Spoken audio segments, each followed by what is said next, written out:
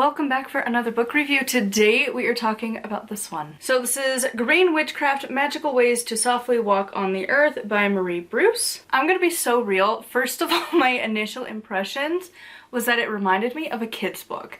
And like, I don't even know if it's necessarily like the cover art, but just like the feel of this book. Like whatever bindings they did, this feels like a kid's book. Maybe it's because it's so small and it's a hardback that it's like, maybe that's why, because I don't know. And it's like the size of a kid's book too. And then also when we flip into the book, it's a lot of pictures involved. Like a lot of pictures. It's so many pictures, in fact, that's my first big complaint is like, there's so many pictures. That's not the book. There's so little written. It's like, that was my biggest first issue with this book. Because I've noticed this with a few books, and some are really beloved, but personally, I cannot stand books that have a whole bunch of pictures. If it's like a picture related to what you're talking about, it's a diagram, it's something related, you're talking about crystals, you have a little crystal cartoon in the corner, whatever. But this, with the stock photos taking up a page and a half, that's a bit much. Plus you've got a border, so even more of the page is smushed. Like, this is a picture book. And again, it works for certain formats and not others. This would be great in like a magazine where most of it is picture based with a little bit of text, but a book, it should be pictures are supplementing, but the text is the main thing, and that really wasn't the case for this. Really, a lot of the pictures didn't match what they were talking about and were so generic, and they are stock photos.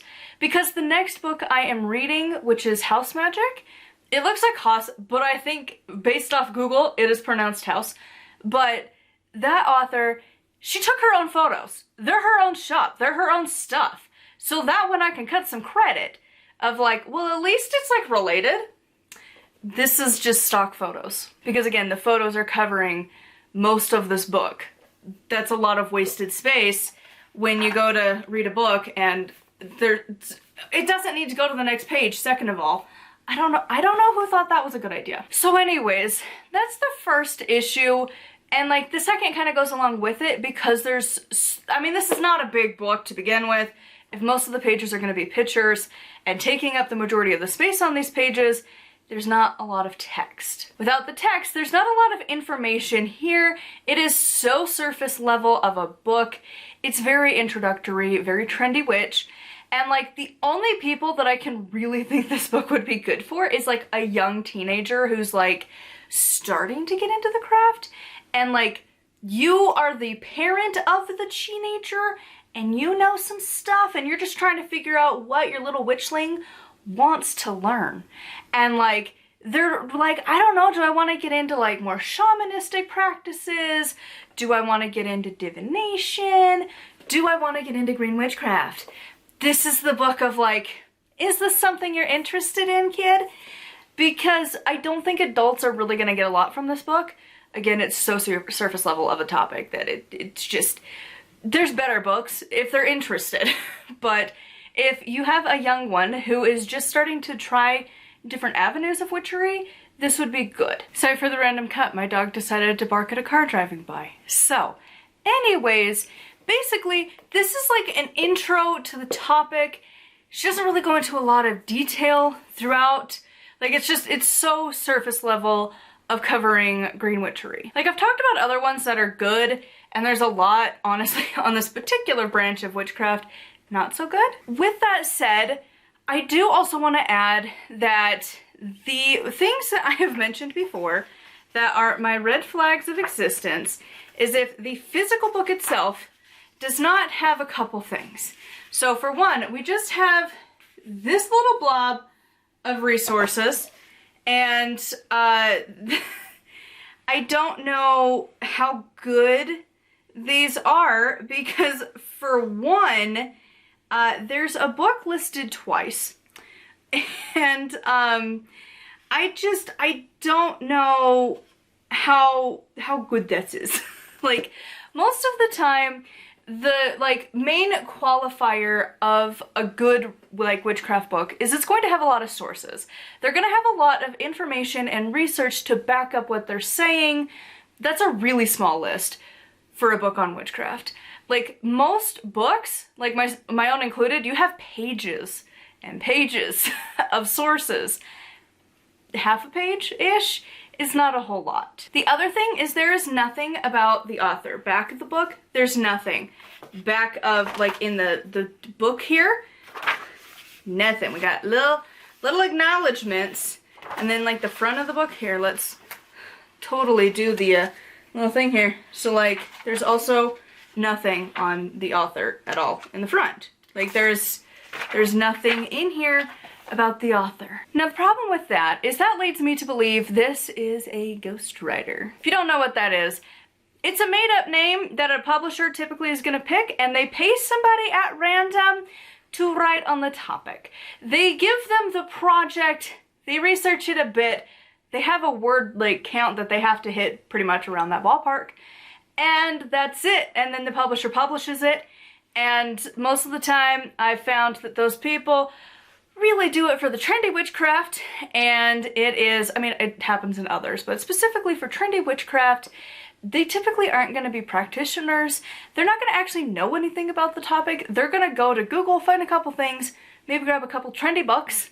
There's quite a few of the trendy topics in there that were listed as the further reading, and that's it.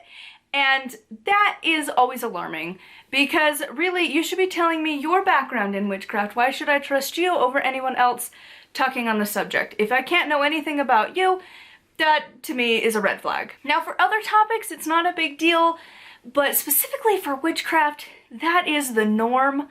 And it is one of those things that's just how our community has been created, is witchcraft, Wicca, paganism. We pull on previous knowledge. Whether you agree with it is besides the point, but you acknowledge, like, this is where I'm coming from, this is my background knowledge, this is what I've pulled from other people, something to that effect. But no, we got nothing. And, like, theoretically, maybe I could find something online, but I shouldn't have to do that. I should be able to find all the information I need from the item itself. So all that to say, I don't really recommend this. Again, it really just feels like a young teen, like 15 might be pushing it, honestly. Like, we're talking like 10 to 15-ish year olds. Definitely not like little kids, but like not like full teenagers either. That like nice little in-between stage. And if you were raising your little witchlings and they get to like wanting to delve into different topics, this might be a good book to like see if your library has, to see if it's a topic they're interested in.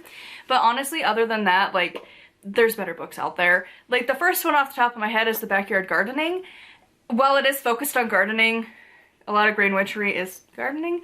It's a good one. Also, if you're wanting more of like the hearth crafting, The Hearth and Home by, I don't remember who The Backyard Garden was by, but the Hearth and Home book is by Jenny Blonde. And she also has a podcast that talks about a lot of stuff too. But like, those are two better books on whether it's green witchery or more hearthcraft of like the home versus this. And of course there's Scott Cunningham. He's got a lot of books on earth stuff. So green witchery, Cunningham's later, like, you know, like earth magic, air, fire, or what was it? Earth, air, water, fire, something is the four elements. I don't remember the order in which it was on the title. And like his like show that he did, which is like the truth about herb magic or something like that. Like, he's got a few green witch topics that, like, definitely better discussed than this book. So anyways, it's one of those, I'm glad I got this from the library. It was a very quick read, very, very small. So anyways, I would love to hear your thoughts on this one, and what is your recommended books on the topic of green witchery in the comments down below. Huge thank you to my patrons. I'll have their names over here if you would like to support me and get access to exclusive content. It is patreon.com/nightwillowcrafts. Make sure to like and subscribe. I post every single day, and until next time, thank you so much for watching, and blessed be.